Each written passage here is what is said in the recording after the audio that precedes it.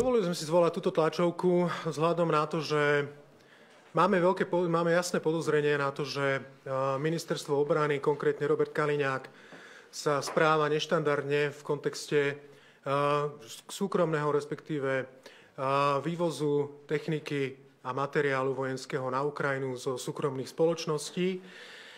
A ak si dobre spomínate, tak keď nastúpila táto vláda Roberta Fica, tak zastavila všetok vývoz vojenskej techniky a vojenského materiálu zo skladov ozbrojených síl Slovenskej republiky. Zároveň ale tvrdila, že nebude klásť žiadne prekážky tomu, aby súkromné firmy, ktoré tak budú naďalej robiť, aby tak ďalej robili, pretože tak robia aj iní. Zároveň ale vieme veľmi dobre, aký mám k tomu postoj, ako farizejsky sa k tejto téme stavia nielen on, ale aj Robert Kaliňák.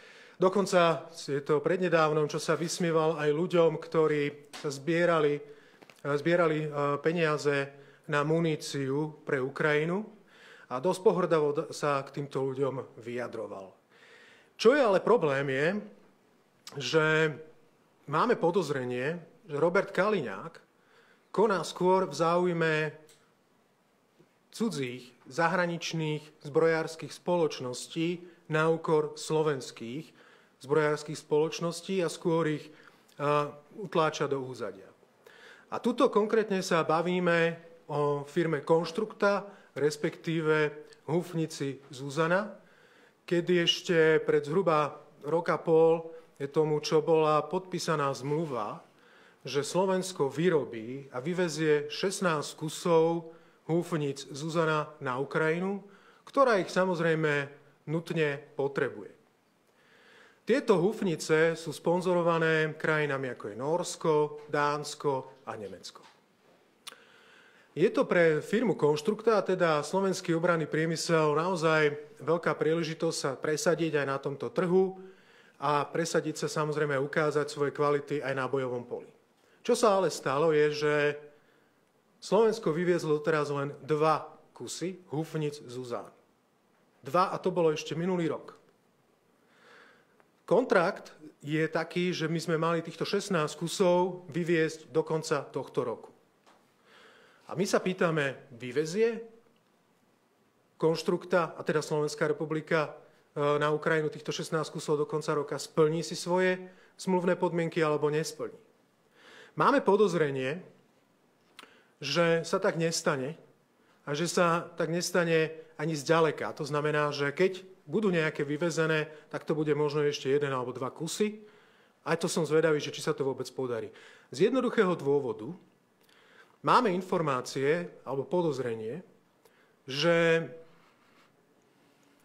minister Kaliňák skôr uprednostňuje firmu pána Strnada, a teda CSG, firmu, ktorá vyrába húfnice Dita.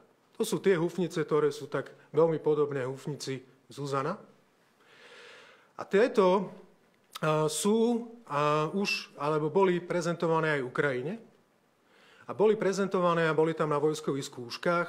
Nebudem hodnotiť, ako skončili. Každopádne, problém je v tom, že húfnice Zuzana, ako aj húfnice Dita, majú rovnakú hlaveň.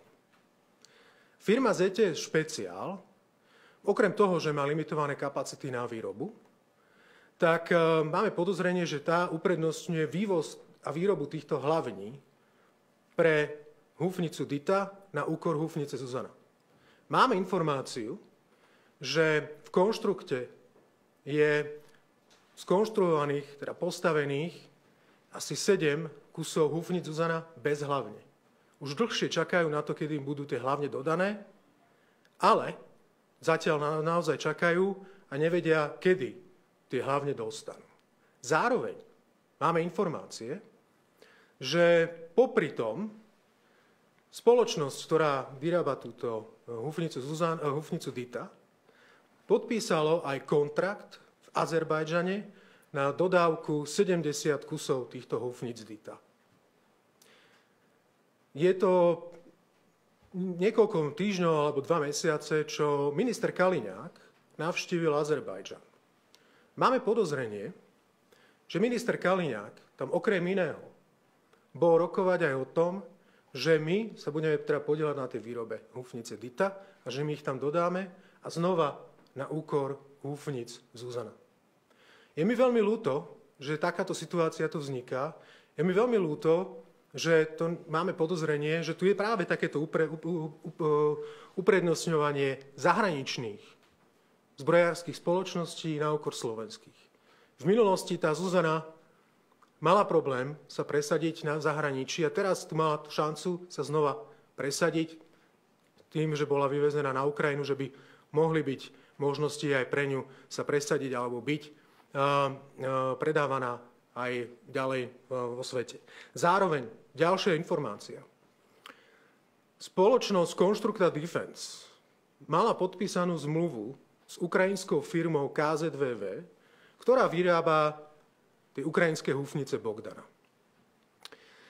Tieto húfnice sa samozrejme osvedčili a takisto ako aj firma Constructa sa vtedy dohodli, že sa budú pokúšať alebo že budú spolupracovať na výrobe a vývoji novej spoločnej húfnice, ktorú by aj potom spoločne vyrábali a prípadne aj predávali do zahraničia. Máme informáciu, že táto spolupráca bola utlmená. Ukrajinská spoločnosť KZVV sa teda rozhodla obrátiť sa aj na iné spoločnosti a aktuálne má podpísanú zmluvu so spoločnosťou Nexter. To je tá francúzska spoločnosť, ktorá vyrába húfnice Cezar.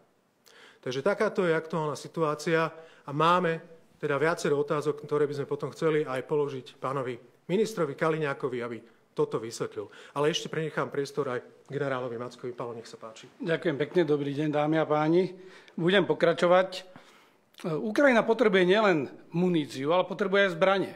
Potrebuje veľké množstvo zbraní, lebo jednak tie zbranie, ktoré aj dostala, alebo ktoré mala, tak sú po takom množstve munície, ktoré spotrebovali prakticky na konci života, alebo už sú zničené. To znamená, musí prichádzať aj radikálna oprava a potrebujú podstatne väčšie dodávky. 16 húfnic je dobrý taký propagačný balíček, ale bolo to to, čo v dobe podpisu kontraktu Slovenská republika a slovenské pološtátne alebo štátne zbrojovky vedeli ponúknuť.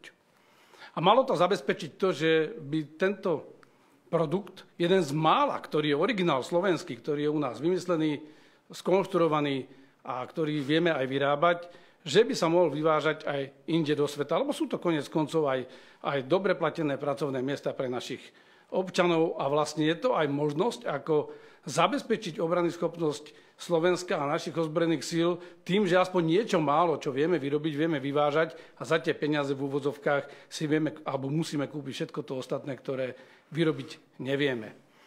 Už keď bola Zuzana 1, tak boli podobné očakávania, že sa podarí tento projekt umiestniť na svetových trhoch. To sa bohužiaľ neudialo, nepodarilo sa to.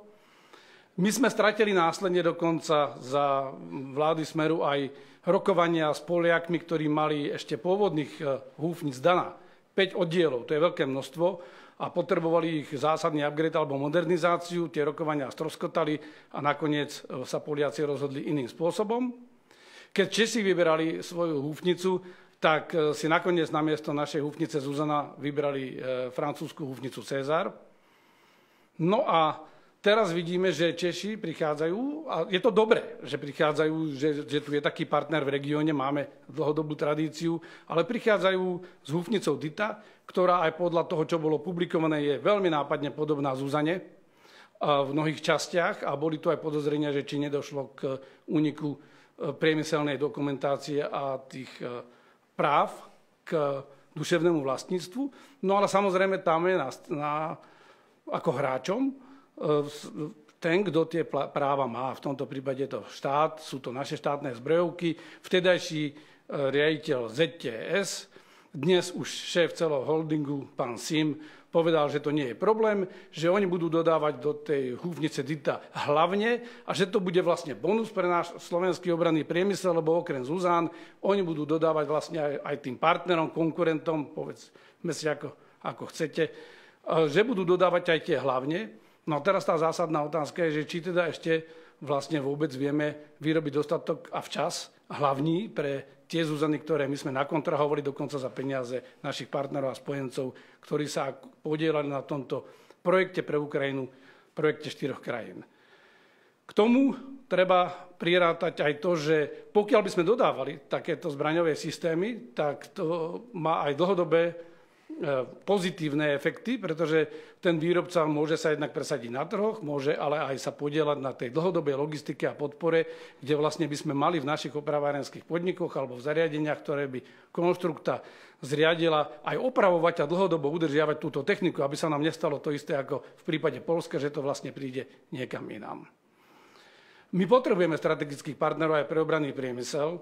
Je taká doba, že je výrazne treba dozbrojiť naše ozbrojené sily a vidíme tento pohyb v rámci celej Európskej únie, v rámci celého NATO.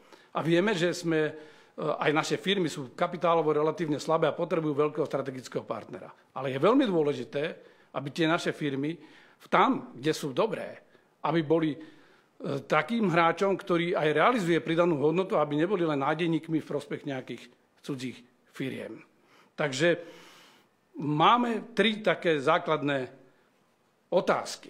Poprvé, chceme jasnú odpoveď od Ministerstva obrany a od vlády, či Slovensko dodá v termíne všetkých 16 kusov Zuzana.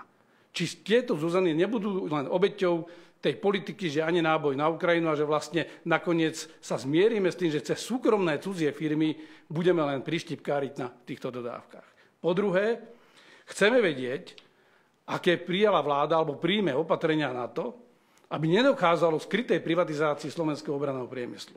A to preto, lebo my sme videli, že vlastne predchádzajúce vlády Smeru prenajali VOPku Nováky, prenajali VOPku Trenčín, v podstate vstúpila tá istá firma aj do nášho holdingu alebo do niektorých súčastí toho holdingu a dnes vlastne už ako keby prevzala to zlaté vajce alebo aj tú sliepku aj so zlatým vajcom, čo bolo v našom obrannom priemysle, ktorý bol združený v ZTS a v ZVS Dubnica, skrátka v DMD holdingu.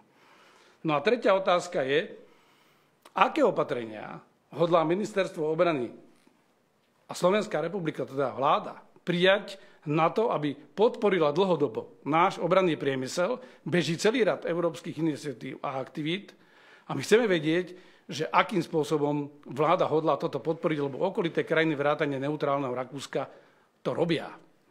Takže dámy a páni, sme pripravení na vaše otázky. Nech sa páči. Dobrý deň, Dolganom televízia, Markíza. Máte vy vedomosť, ako je to zmluvne ukotvené, že keď máme Ukrajincom dodať tie Zuzany, tak my už sme za ne nedostali zaplatené, či tam sa platí až pri prevzati?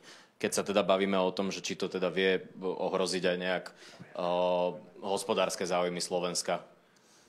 Tu treba povedať, že to sú také typy projektov, kde sa platí veľká časť dopredu na to, aby sa vôbec rozbehla výroba. Je to o to komplikovanejšie, že toto platili 3 partnery. To znamená Dánsko, Norsko a Nemecko.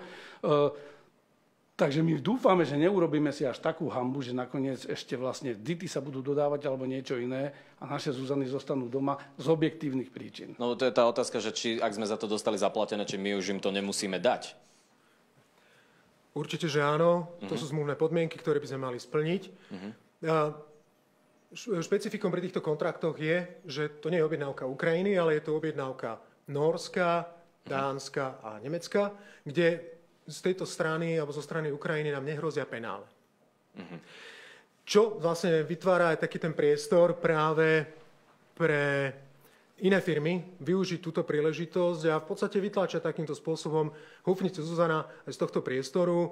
Nebude si plniť kontrakty, bude meškať, aké bude logistické zabezpečenie, keď budete mať utlmenú spoluprácu s ukrajinskou KZVV a tak ďalej a tak ďalej. V podstate ju takýmto spôsobom vytláčate na okraj a spochybňujete to, že slovenská zbrojárska spoločnosť si nevie plniť zmluvné podmienky, že budú tam vznikať nejaké problémy, prieťahy a podobné veci. Tým vlastne robíte už automaticky zlú reklamu našej húfnici, ktorá ináč patrí, čo sa týka bojaschopnosti, medzi tie lepšie na Ukrajine. Čiže aby som tomu porozumel, vy máte podozrenie, že pán Kaliňák to môže naschvál zdržovať, aby tie krajiny stratili trpezlivosť a kúpili radšej tie húfnice od pána Strnada? Ja si myslím takto. Tam sú viaceré veci.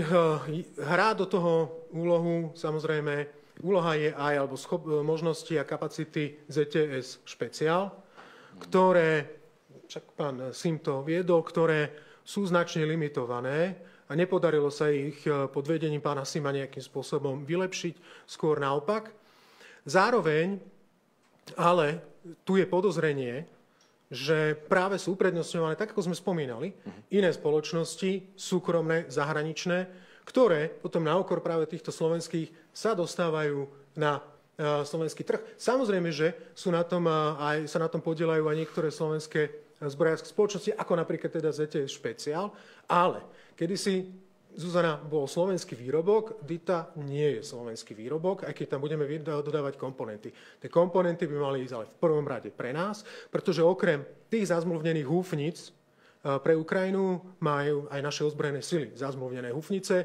A keď sa tu chceme baviť o tom, že máme posilniť našu obranyschopnosť, tak by sme mali v prvom rade myslieť na to, že si teda plníme tie podmienky na Ukrajine, tam, kde prebieha tá bojová línia a zároveň posilňovať aj spôsobilosti našich ozbrojených síl. A toto by mala byť prednosť a nie výroba nejakých komponentov pre húfnice do Azerbajdžanu napríklad. Ak dovolíte ešte možno krátko k tomu, tá predpokladaná spolupráca, o ktorej sa pôvodne uvažovalo medzi našou konštruktou a tými ukrajinskými firmami, to sa nebavíme o 16 kusoch, lebo je jasné, že my nemáme až takú veľkú kapacitu.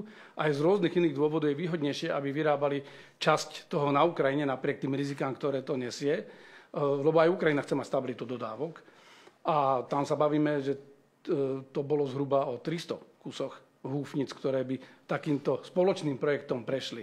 Takže ak takýto projekt stratíme a stratíme sa z neho, tak samozrejme stávame sa marginálnym hráčom. A teraz to podstatné je, že ja nechcem špekulovať o tom, že aké konkrétne úmysly má pán Kaliňák. My sme dali jasné otázky, nech nám na ne odpovie. Podľa mňa sú tie otázky korektné, sú na mieste a potrebujeme od vlády a od pána ministra obrany jasnú odpoveď.